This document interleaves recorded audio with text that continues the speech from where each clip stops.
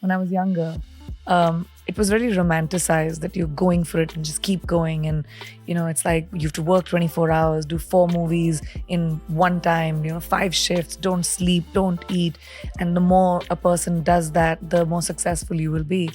But as I have seen and lived more life, I've realized having a work-life balance is really important. So when you talk about a beach, I was in Turks and Caicos just recently. My phones were off, me and my husband, just by ourselves. We spent time, we walked on the beach, we collected shells.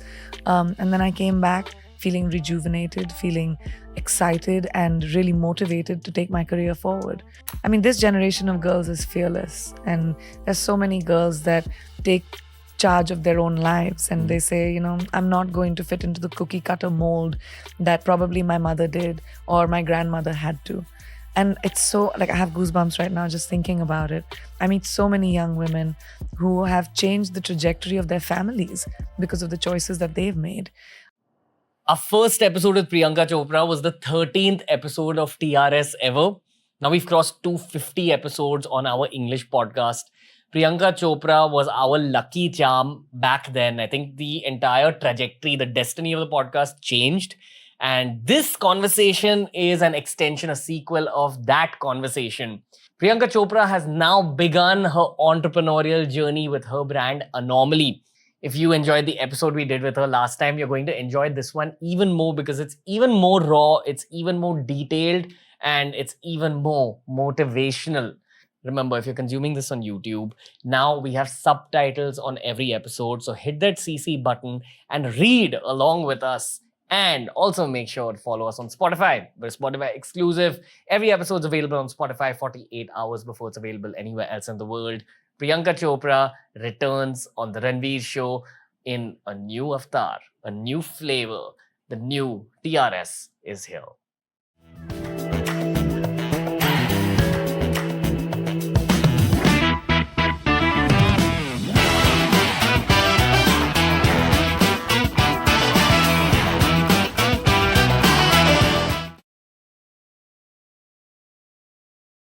Today on TRS, we have one of the most productive human beings that mankind has ever known. Priyanka Chopra. For an international audience, welcome. For an Indian audience, आपका स्वागत है. का इतना इंतजार कर रहे थे हम सारे Indians. Welcome. Thank you so much, Ranveer. Thank you for having me back. I have so much to say to you, which I'll finally offload now. Please do. I've been waiting for this. Anticipation has built to high levels. You and your podcast with us was a turning point in the whole podcast journey. And fortunately, we had first movers advantage for doing the podcast in India because podcasting wasn't a culture back then. That's true. Yeah. That was right at the precipice of it. Yeah. And whenever someone asks me what my favorite podcast was or my favorite guest was, I say you. I love being a favorite. There's a reason for that. Thank you. Okay, which I've not said online, but I will say, and I want to say this in front of you. When you're doing podcasts, you really sense the energy of the guest. Okay, and I've done all sorts of guests like Bollywood, military, you name it. You were the only person who gave me a very quiet, calming energy. You sat. You understood I was crazy nervous. You calmed me down and you gave me the content that you knew would work for the show. It was kind of like you were helping a younger version of yourself. Am I calling myself a younger version of you? I don't know. Could be. Maybe. Yeah, for sure. But I totally felt that. I felt so much help from you. And you didn't have to, but you were so nice. And it kind of also gave me a reference point of how to just be as a media professional. You're so professional. So thank you so much. Oh, thank you. That means so much to me. Yeah, it means a lot. I mean, even I was a newcomer, right? At one point, I also started at something different. And it's just so nice when someone understands what your goal is and instead of standing in your way, pushes you just a little bit. And I kind of maybe sense that feeling from you. And I always like to stand and be helpful rather than be a thorn on your side. So I'm glad that it worked for you. No, you weren't a thorn at all. Should I make it heavy now or should I warm you up a little bit? Whenever you want, buddy. I'm good. I'm really good with heavy lifting. Okay. Are you happy in life? Yeah, actually happier than I've been in a really long time. Okay. Why do you say that? I think I reached a place where I stopped struggling with the things I did when I was younger. Mhm. Maybe it's maturity. Maybe it's being on the other side of 35, I guess. And maybe it is just having my feet on the ground on a little bit more stable ground. But I think I'm not running as fast as I was. I'm thinking about the steps I take. I'm in a really comfortable, content place when it comes to my life. And the choices that I'm making are mine and are not defined by other people or the validation that I probably needed when I was younger. So I think that's made me a little bit more happy and calm. Okay. While you say all that, I feel yours is one of the biggest success stories that India has ever seen. Like, very few Indian actors or anyone from the media industry has reached where you've reached in your life. Aren't you like done? Why do you want more?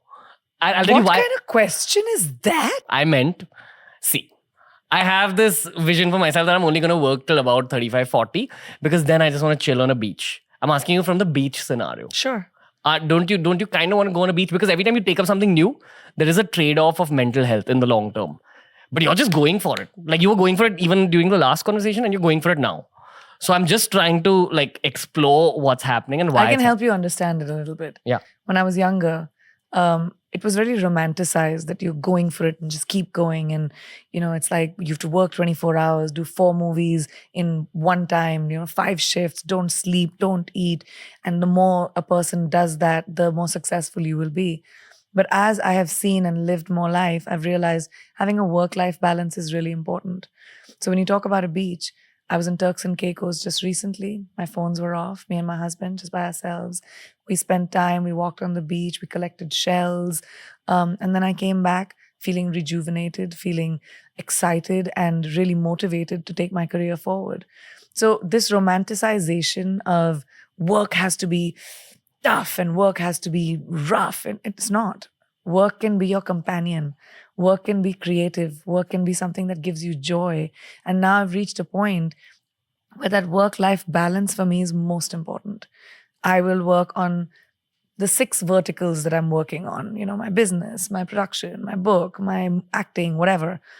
But when I switch off, I'm with my family, I'm at home, I watch movies, I do whatever I want to do. So then when I come back to work the next day, I have the focus to be able to do even more things. So when you're talking about retiring at like 35, 40, sure. If you want to have a shack in Goa, it used to be my dream when I worked like that too. But I want to have a shack in Goa, not wear shoes, chappal pehen ke, have fish fry all day, and that's what I wanted to do. But as I realized that there's something, I love my job and I love being able to create in very different ways. I have the privilege to be in a position that not many have been in. And I've created that by myself. I don't want to give it up. And I don't want anyone to take it away from me. It's my legacy for my children and for the future generation that may not have even seen the potential of something like that for themselves. Why would I give it up? Again, I feel you're helping a younger version of yourself. Sure. Somewhere in some other universe. I like deep sea diving. Let's go. Okay. What you want to know about one of my favorite new hobbies? Yeah. It's watching really old episodes of Coffee with Karan and then seeing how everyone's trajectories were in life. Yeah. And my favorite episode, one of my favorites, was the one you did, I think, with Arjun Rampal in season 1. Oh my gosh. Even I don't even know what was I like then? You very different. How old must I? When was that season? 2004. Holy, wow.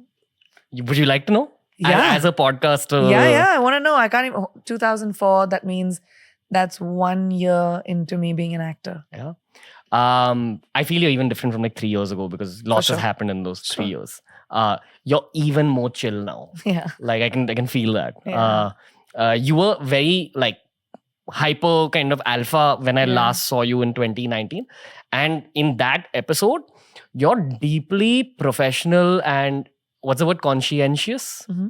You were like that. Like you're very professional. I think Karan Johar said, hey, well done and all. And your response was, yeah, I'm just trying to do my best job, guys. It was kind of like that. And I was like, I was so nervous. I didn't know anything about the industry. I mean, the closest I had come to being in the business was taking a vacation to Bombay when I was 11 years old with my brother, and it was like, wow, Bombay. You know that park where they have the shoe and the Hanging garden. yeah, hanging on. I had photographs in the hanging gardens even now, and that was like going to the beach, was seeing the Queen's necklace. All of that was all I knew about Mumbai. The industry was terrifying to me, and I think that's probably why I reacted like that. It's a great message for young people, because lots of people idolize you now because of what you've done now, without understanding that it takes something as simple as that when you're beginning. Just be professional. Or just give yourself a break. It's okay. You just have to do the best you can. Survive, keep your head above water, and slowly you'll see you'll be walking on it. When did you realize that you're starting to become successful in life? It's a really tough question, because when I won my first pageant, which was Miss India, I was like, wow, I've won the world. I'm really successful. Then I won Miss World, and I was like, ye kaise ho gaya? Did not even, like, I had no computation of, again, 18, 17, had no understanding how it happened. But what I did understand was the opportunity it gave me. Suddenly people knew me, wanted to know me, gave me new opportunities. There were movies that were coming my way. I didn't know anything about how do you sign a movie? My poor father was a physician. He didn't know even more. And he was like highly protective. They gave up their practice. And for two working doctors who were very successful in Bareilly, and there's something I didn't even think about till I was like 30 years old, gave up everything to pursue my 19-year-old dream, my 19-year-old opportunities, that even. When someone sees your life the way you speak about it, there's a lot of blessings at like a lot Absolutely. of points. You believe in karma? Absolutely. You believe in reincarnation? I do. Do you think about what you did in your previous life to get this life now? I hope so. I do. And I always think about it like, if you think, why am I lucky enough to have the life that I do? And some other woman somewhere else with the same opportunity, with the same desires, same ambitions, same, needs, doesn't have any of it. I really think about that a lot. It makes me feel like there must be something I did right. I wake up every day with a sense of gratitude, and I wake up every day with wanting to give back, whether that's with the person that is standing right next to me, or whether that is a life choice that I might make. But giving back, I think, is so crucial when it comes to being grateful. I'm highly grateful for everything that I have. And I do think that maybe I did something right, that I've been blessed with the opportunity of having the life, being born to the parents that I was, being able to have the opportunity of making my own choices, having agency in my own life. If you think about women around the world, so many don't have that. Like, complete choices are made for themselves. But my parents told me, you have to have your opinion. What a privilege. Yeah, that's a part of the blessing, being born to those parents. I mean, that's the biggest one probably. Yeah, completely. Wow. Okay, hold on. I gotta take my thoughts and just put them together. I made you speechless. No. Okay. With this whole journey, and this is a question that's been sent in from a lot of people who I spoke to before this chat. I want to tell you that you inspire men, women, everyone. It's not about you just inspiring women, okay? But I think you've shown a lot of women possibility. Like, an entire generation needed to be shown possibility, which has happened through people like yourself, who's supposed to be born exactly in your age bracket to set the tone for like 80s born, 90s born, 2000s born. I absolutely agree. I was talking to somebody else about this yesterday, a young actor who was talking to me. And I really did say that my generation of women changed the trajectory of the next generation of women.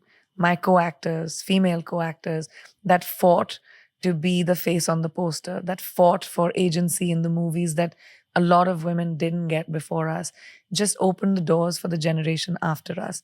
And I think not just for women, but people, our generation and every generation will always have a prototype that'll be better than us, because we have change the landscape, right? Yeah. And that's a huge responsibility on all of us. Like I remember Mary Kom being one of the first female-led films. Yeah. And now That so did- many films are That did female-led. commercially well Yeah. at that time. Yeah, I Yeah. remember. A mainstream Yeah, female-led. mainstream female-led. And now there's so many female-led films. Like, And that's the thing, like, that's another, sorry, not to put you on the spot, No, but no. films are films. Yeah. And we still talk about female-led films as female-led films. We don't say that's a male-led film. This person's film, Amir Khan's movie, oh, we're watching a male-led film today. No, I hear you, but I'm also talking on behalf of the Indian masses. Completely. But that's, as a vocabulary, we need to change that. Female athlete, female politician, female actress. Why? Actress, politician, athlete. What is your message for... Okay, I'm going to ask you, what's your message generally? And what's your message for girls? And I'm also going to give you a supplemental point and say that this is not the end of the podcast. You start one at a time. It's not the end of the podcast, PC. There's so much more to unpack. But I actually do want to ask you a message for young, ambitious women out there. My sister, my girlfriend, my friends, everyone had this exact question for you. That what's the message for the girls who are starting out their careers or who are trying to climb? I think it can be very scary. You know, this generation of girls is fearless, and there's so many girls that take charge of their own lives, and they say, you know, I'm not going to fit into the cookie cutter mold that probably my mother did or my grandmother had to. And it's so, like, I have goosebumps right now just thinking about it. I meet so many young women who have changed the trajectory of their families because of the choices that they've made. I think my message would be that there's a lot of noise around us. Narratives. Yeah. And people that tell us to be a certain way, that people that tell us that, you know, I was talking the other day about someone that when I went to convent school, I had this thing called moral science, a subject called moral science, which taught me how, you know, women should be seen, not heard. The lengths of our skirts, how we should sit with our legs. There's so much that is being told to women that to be a good girl, you have to be a certain way. Good girls don't make history. You know what I mean? Bold girls make history. Bold people make history. So if you want to be the lead actor of your movie, which is your life, you've got to take choices that might be contrary to what you've heard. And that empowerment may or may not come from your parents, may or may not come from your family or boyfriend or whoever you're around. It comes from you. And that no one can do, you know. I, again, was lucky maybe because my parents gave me that.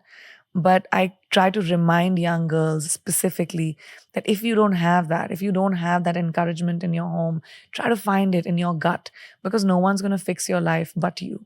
Or try to find it from content. And I'm not just speaking on behalf of... No, it's true. It is really true. Try to find inspiration from people that inspire you. I have been inspired every day by collaborators that I work with. The reason I take new steps is because I see someone else doing something new and I'm like, wow, yaar, ye kitna अच्छा idea hai. Kaise kiya hai is insaan ne? But I don't just sit with that. I think about meri zindagi mein wo naya idea kya hai? What can I do that'll make me feel how I feel about this person? It's about that feeling. It's about imbibing from the people around you. And it could be someone you admire on television. It could be someone in your class. It could be someone that you work with. But when you see something that you admire about someone, imbibe it. All this is exactly why I love that you're taking up entrepreneurship as your next step, like very actively. You've been an entrepreneur in the past, but here you're going like all out and saying that, okay, this is like the next big step. I also feel that people my age, but actually younger than me, Gen Z, deeply entrepreneurial. Everyone wants to start like their businesses. And I'm sure you see this difference between like 80s and 90s born people and then the next one. How did this entrepreneurship thing start, PC? Like, where did it start and how far do you want to take it? I don't know. I don't think about the future. I'm not someone who... I plan for the future, but I don't think about how far I can go. I mean, who knows what my future holds for me. But what I can think about is my present. And like I said, I like to imbibe from people that I know.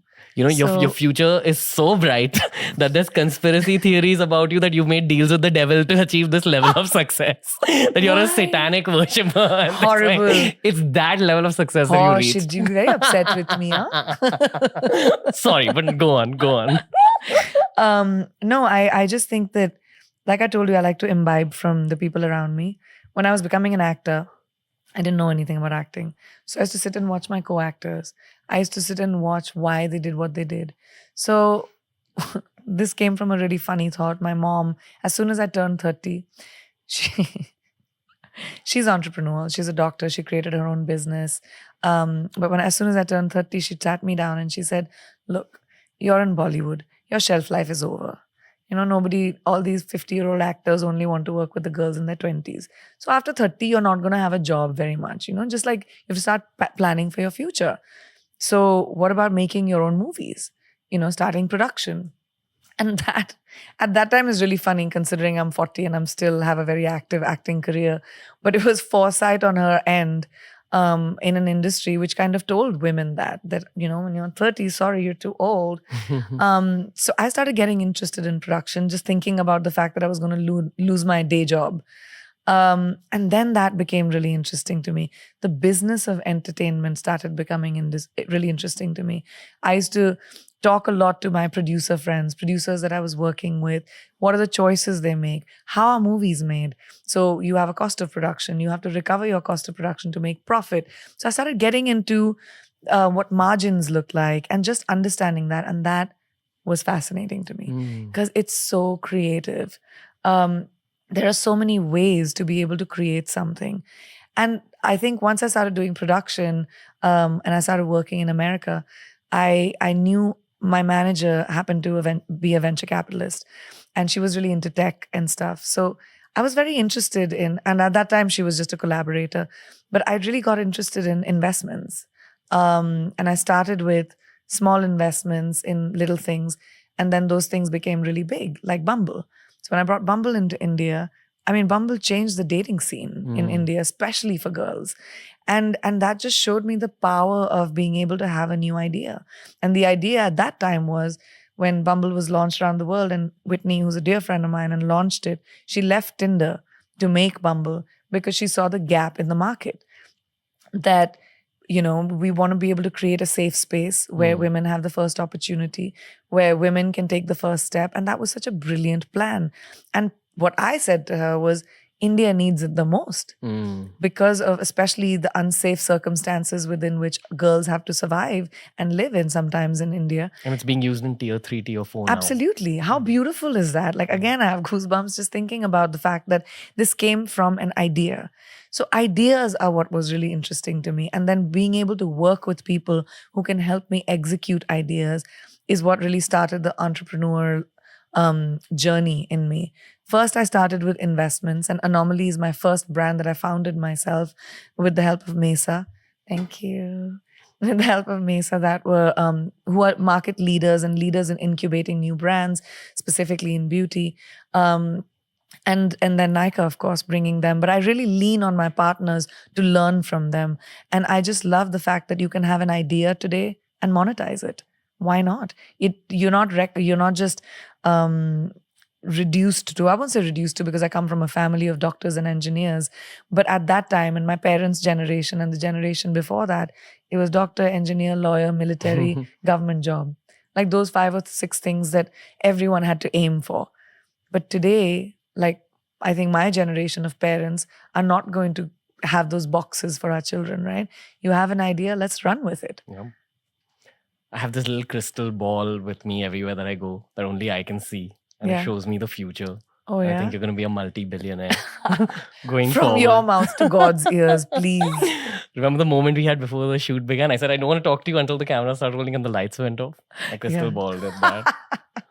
But I also generally want to talk about that crystal ball a little bit. And what it tells me. Everyone knows that going to America was very good for the career, the material aspect of life. I feel it helped you a lot as a person as well. America does have this very different entrepreneurial energy. It's got like this little like accepting energy. As long as you're willing to work hard, the country just accepts you. You'll be able to create further opportunity yourself. But now I will let you unpack. I feel it's been great for you. And the harsh truth, I'm gonna say it online, is that India finds things cooler when they become cool abroad and then come back. I mean, that's a fact. Like That's- Swami that's a Vivekanand fact. is used as one example. That's our colonial background. We still haven't been able to shed that. You know, जब बाहर अच्छा होता है, imported माल होना चाहिए. You know, we have a lot of equity on Yep. on things that come from the West. That I agree is a fact. But no, it's not. It's not the easiest thing to be an Indian in America. Yeah. It's not easy. It's Even not Priyanka easy. Chopra said that, Yeah. felt that. I mean, Really? yes, I started working in the States in 2010. And in 2020, after 10 years of working in the industry, I started with music and then pivoted into acting in America. So started in 2010 for context. In 2020, I got my first leading role. How long did it take me? 10 years. So people don't think about how much hard work, how much consistent knocking on doors, how much humility it takes to go to another country and start from scratch. I had built an incredible career here, amazing credibility here. And I got an opportunity to do music, and people were curious about the fact that because I could sing, what that could be. And I'm a big fan of the music industry anyway. We in India are monopolized by Bollywood when it comes to music so much. For now. I hope so. I hope so. That we've not really been able to bifurcate into pop music or pop culture when it comes to music. It's still very niche. So I was really a big fan of like music and musicians, and very excited about that opportunity. Went there, worked with the most incredible musicians, and quickly realized that I'm not as good as them, and I should go back to my day job. I'm very astute when it comes to, I don't lie to myself. I'm very honest to myself. So I did the music. I love the music that I did for myself, but it wasn't my standard of excellence. It was good. It was fun. Played on the radio. It was successful. Sold a lot of CDs, but it wasn't my lane. And that made me want to dabble in acting as well and see if there was an opportunity there. But it required me to strip every single thing that I knew in India and the laurels that I had achieved in India, the awards that I had won, the movies that I had done, the box office successes that I had seen. It required me to walk into rooms with extreme humility and introduce myself to people, to take my show reel and say, this is the work I have done. I would love to work with you. I would love to see if there's an opportunity with you. I remember I've done so many small roles in big movies in Hollywood. But that's what it took for me when I started here too. A lot of people used to say to me, oh, she's left doing Bollywood movies to do small roles in Hollywood. It started with every new actor starts there. You have to start with from the beginning. And I don't sit with that, if I'm successful in one country, then everyone in the world should treat me like I'm a queen. It doesn't work that way. So Which is the case for a lot of big stars in our country. Most people, I don't know about that, but most people expect and anticipate that if you're treated a certain way or if you're making a certain amount of money in a certain country, you're going to be treated the same way because everyone is waiting in Hollywood to cast you, right? They're just waiting for Priyanka Chopra. We were just waiting for you to come only, Priyanka, to change the trajectory of movies. Of course, Hollywood is not the same without you. It doesn't work that way. You have to go, you have to pound the pavement, you have to walk in, you have to be rejected, you have to audition, and you have to work around the culture of a new country. And that was so hard. I had to swallow the humility pill, and I was willing to do that hard work. And then 10 years later, I finally got my leading role in a movie. I finally got the same remuneration as a man, which I never did in Bollywood. I have never got the same check as my male co-actor, even if my part is the same, even if I've held the movie as much as I can. Finally, I got it in 2021 after 21 years of working. So it seems like, oh my gosh, America was so great for you and Hollywood was awesome. But the tears that it took When you move to a new country with no friends, no family, working with people that don't know you and don't know what you are able to achieve. When I first started doing Quantico, my co-actors did not understand the hoopla around me. They were like, who is this person? Like, why are you, the lead of that was the first time I got a lead role in a television series. And they just couldn't understand why. And it required me to just, be humble and say, I'm okay. This is a new environment. It's easy to go, fishing from your boat, but when you have to go deep sea diving, it's a completely different thing. Yeah. So you have to learn according to your environment. So no, it wasn't easy. It was very hard. It took a lot of sweat, tears, and blood from me to finally be able to reach where I have reached. So when you say, I don't want to pass off the work that it took to get there and the time and the commitment that it took to get there. But look at you now. Look at me now. But I'm still at the beginning. That's what I'm saying. It's the first movie that I'm doing as a lead part. Who knows where else I'll go? Again, the mainstream narrative though on you is that things have just gone upwards. So I love that you're saying this. Because I'm not someone who talks about my struggles too much. Why don't we talk about your struggles a Let's little? do it. Let's do it. Okay. You have to ask me the questions. Did people try jeopardizing your career here, there, at any point? Because that's the one thing I'm slowly learning about success. Like the moment you start climbing that ladder, there's too many people who don't like that you're climbing the ladder and try pulling you down. I don't know. Unfortunately, I feel like in India, we've been taught that mindset. We are not people as a people. Very few of us are happy for somebody else's success. Because again, I think my hypothesis, and I don't know, I'm not someone who's an expert on the field, but my hypothesis is that, we were colonized till 1947. I agree. We've not even been 100 years. We've just about been our own country, our own people. It's divide and rule, but on an emotional level. Exactly. And our generation has to recognize that. Our generation has to say, hold on. Why is my natural instinct when someone is successful is to be jealous?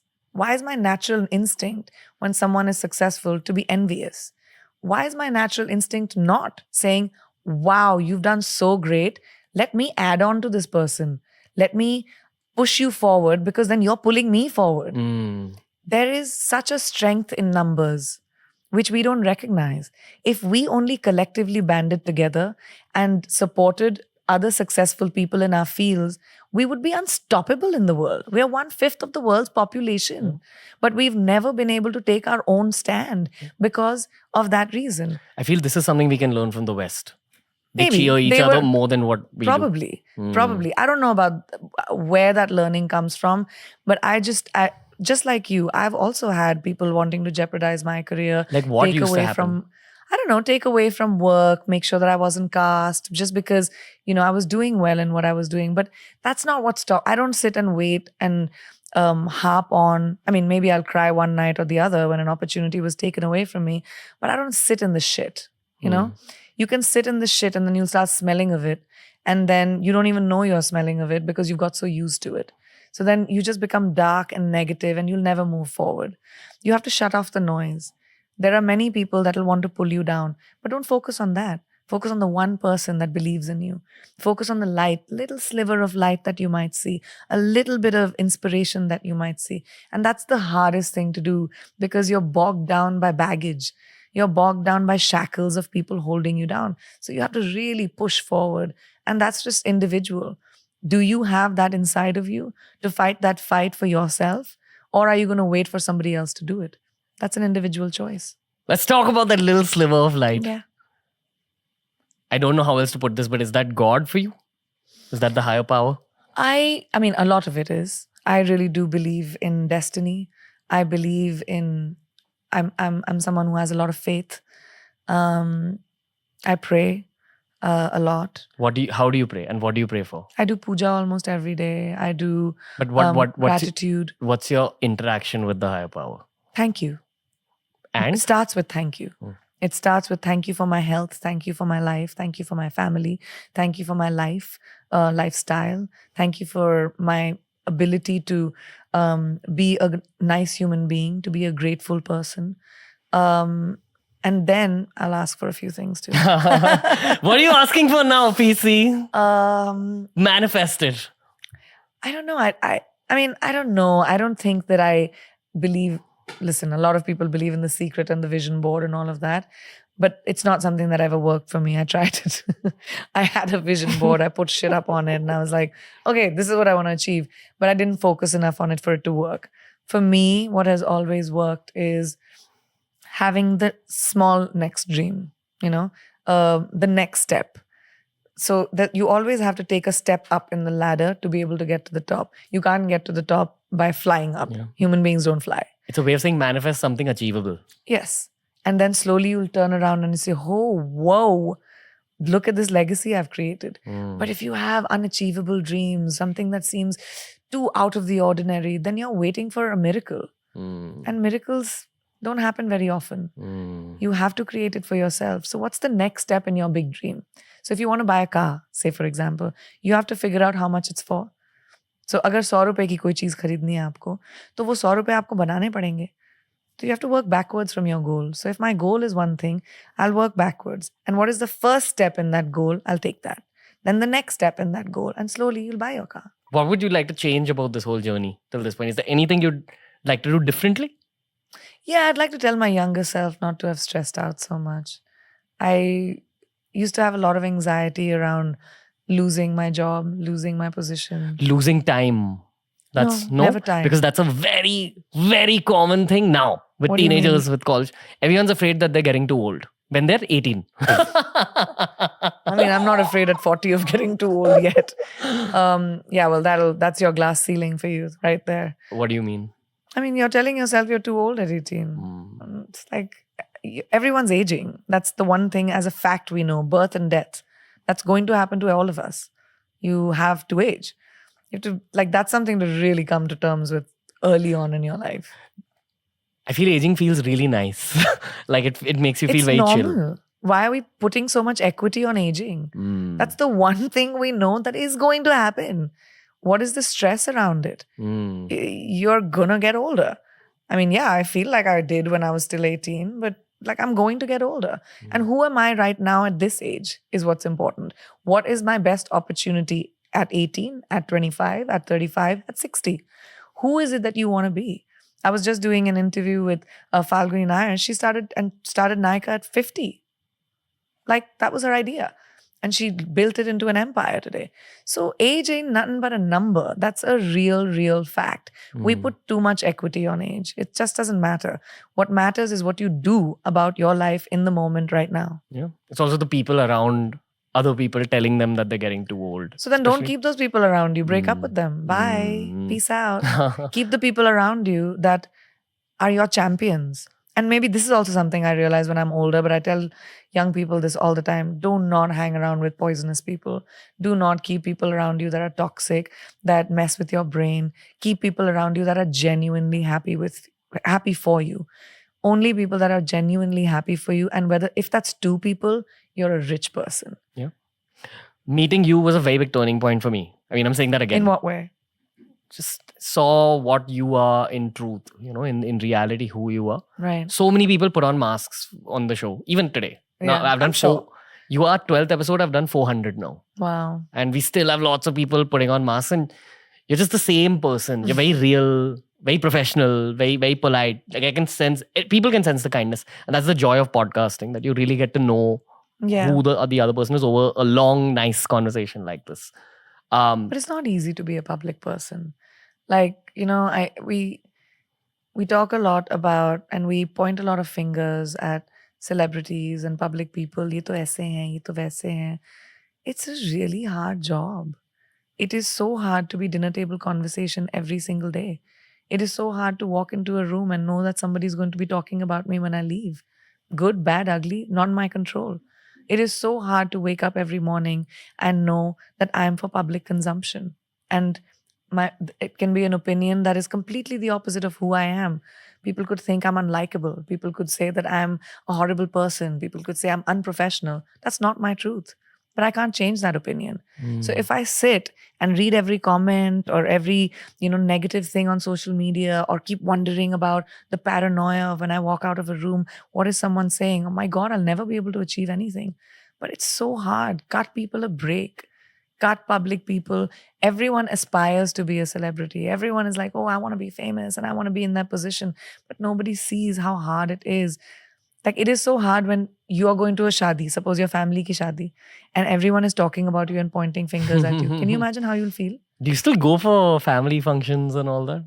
Can you? Because of the same fame angle. Means? Matlab? But you've reached like this level of fame. I can't imagine So you. you're saying I'm not going to dance on the barat of my brother's wedding? Maybe. No, Maybe nahi bhai, of course. My cousins, my brothers, family is most important to me. My fame is a byproduct of my job. It does not define me. My fame is not my job. It's very clear to me. I am not famous for a living. I work for a living. And fame is an comes with outcome. it. So it's not something I can control. Yeah. That's something that's thrust upon me. The reason I'm asking you such like incisive questions is, again, I'm trying to learn like here. Yeah. Like you're setting the bar for other media professionals. And that's what I meant the last time as well. I realized that this is what it takes. This kind of professionalism, this kind of energy. So don't get me wrong. No, please, I don't get. I'm not getting it wrong at all. I'm just trying to elaborate on something that people don't really think about sometimes. Public people, even though you're seeing a celebrity or someone every day on like billboards or magazines, there's still a human being behind them. They also like to eat paratha and achar. They also like to sit in we also like to sit in a palti and dance at the barat of your cousin and make sure that you get, great food. And the desires of a human being is the same. The needs, or at least the people that I know. I keep my friends, my family. I'm a very grounded person. I come from the ground and I'm going to stay there. And the day I behaved a certain way, my mom would put a tapli on my head and say, come back to earth, buddy. Does it happen now? Because I don't need it. I don't come from a place of arrogance. Okay, gotcha. I never did. I mean, I may have had a little bit of that when I was in my early 20s, where I was like, wow, I'm famous. Everyone knows me. And then quickly I realized when 6 of my films flopped that it doesn't last, buddy. You have to consistently keep working. So I never rest on my laurels. That's your downfall right there. All right. Too much to absorb here. I do have one final Too much gyan. You No, this always is make great. me give gyan. This is great. That's how we get the views. Gyani ban gayi hu main. Thanks for the views, PC.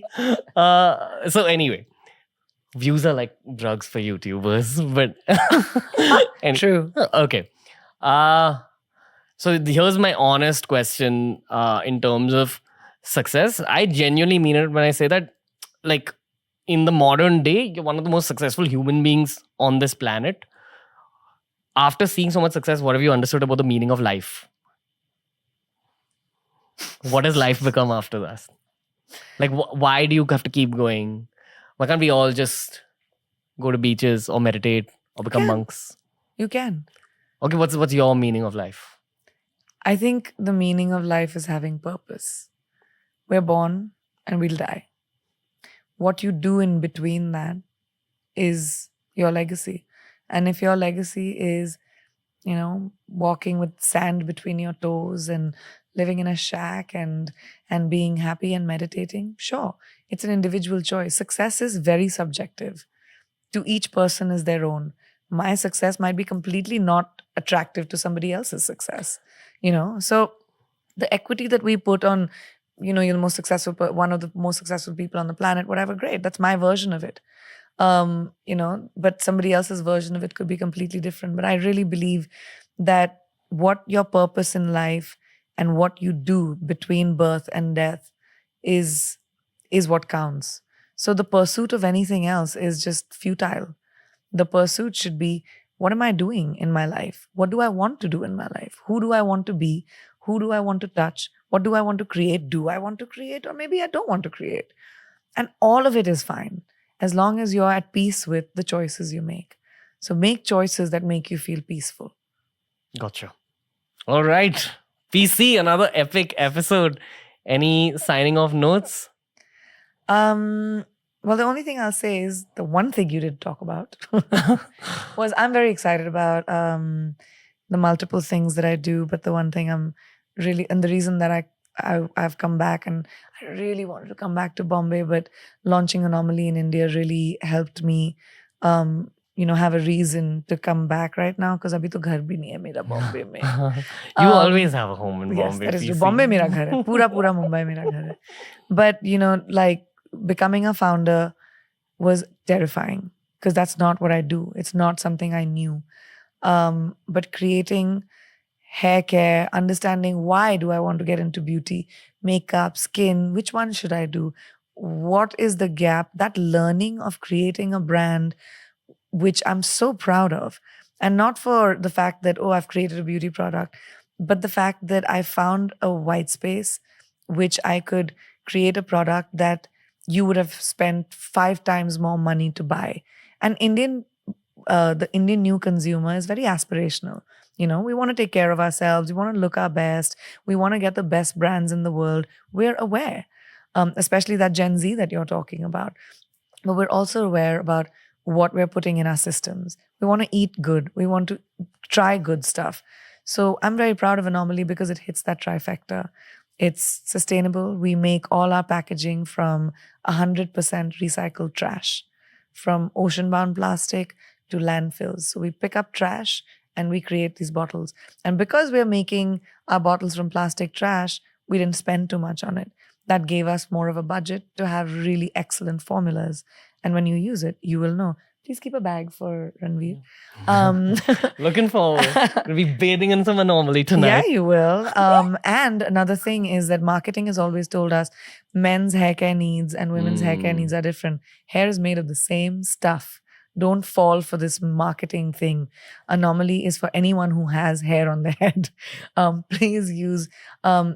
And also the fact that it is clean. It has none of the bad stuff that usually formulas and shampoos do. If you read the ingredients of any shampoos, you'll see things like sulfates, silicones. Like that stuff should not exist in your shampoo. Mineral oil exists in shampoos. Mineral oil goes into your car. Why is it on your head? Can you imagine what it is doing to your scalp and your system? It's crazy. But to be able to create something which is clean, affordable, sustainable, and excellent at the same time is something I was really, really proud of. And when we brought it to Nykaa, we, on the first day, sold one Anomaly product every 7 seconds. And that just was amazing to me. And then we had repeat customers. And in the last 3 months, we're the top 10 hair care brands on Nykaa, and they have like some 400, 500 hair care brands. So it just makes you feel really proud of the fact that you've made something good. And whenever you make a good movie, it's the same feeling. Or when you have a good podcast. Like this one? Like, yeah, like this one, hopefully. Like, yeah, man, I did something good. So it's a really good feeling. Yeah. Priyanka Chopra sharing her blessings with the world. That's all I'll say. I'll say one more thing though. Yeah. I think it's just the beginning of your business career and you're gonna like really flourish. That same energy is gonna enter this. And it's my crystal ball. And it's telling me the truth. Right it's telling me the truth. You're one of those people who just touches something and it turns to gold. No, it doesn't just turn to gold. In the long term, PC. You have to work towards making it gold. See, that's your perfectionism No, speaking it's out. not. It's just the truth. So? Okay. You cannot touch something. Only Midas could do that. You cannot pick up something and say, oh, it's going to be great. It took 1.5 years of research, of trying Anomaly on my friends, my family, my team. They were all my lab rats, sitting and thinking about what the font should be, where the rose gold should be, should the trash be up front, what the smell of it should be. All of that takes work. Yeah. You just see the end of it and you say it's gold. It's gold because of the work that's gone into it. Yeah, I meant that you're a manufacturer of gold. And you said you believe in reincarnation. So what if the modern day Midas is like reborn as Priyanka Chopra? Oh boy, what a thought. I wish I had a collection of real gold, buddy. I'd be so rich. I think you do. It's just not the gold that the world recognizes as gold. It's all the blessings that are with you. That is the true. blessings that you spread. Priyanka Chopra, thank you for blessing TRS again. Thank you so much. The last time was a turning point. This time it's going to be a rocket. I know it. So I'm saying this extremely humbly, but you're a good luck charm. Trust me. Thank you. I hope so. Especially for our team, but generally. I wish you so much luck and love. And I know that, you've expanded and done so well so far. And I hope your trajectory is always just up. Thank you. One day I will repay you. I don't know how, but I will. It means a lot. Thank you so much. Thank you, PC. Of course. So right after this episode, I felt extremely enriched with information. I felt motivated and I felt sure that the podcast is going to take off once again because of all that good luck that rubbed off on us. My hope and request to Priyanka Chopra is that he visits us in our home studio because this room and this studio brings out the best from guests. Sometimes we're limited on set because of multiple reasons. Mostly it's time constraints. But I feel that the culture of podcasting is improving a lot in India. I remember when we had done our first episode with her, India didn't even know what podcasts were, honestly. I didn't know how to podcast. If you go and actually listen to that particular episode, you'll be able to tell how far we've come. I used to actually hold a sheet full of questions back then. That's how early we began this journey. And now we're almost 400 episodes in with a Hindi language podcast as well. Hoping to have Priyanka Chopra on that one. Also hoping to have her on the English podcast once again. And here's wishing her all the best for her entrepreneurial journey with Anomaly. Make sure you check out the products. We've linked them down below. And also make sure to follow us on Spotify. We're Spotify exclusive. Every episode's available on Spotify 48 hours before it's available anywhere else in the world. TRS will return soon with even more fantastic guests and even more heartfelt conversation. Jai Hind!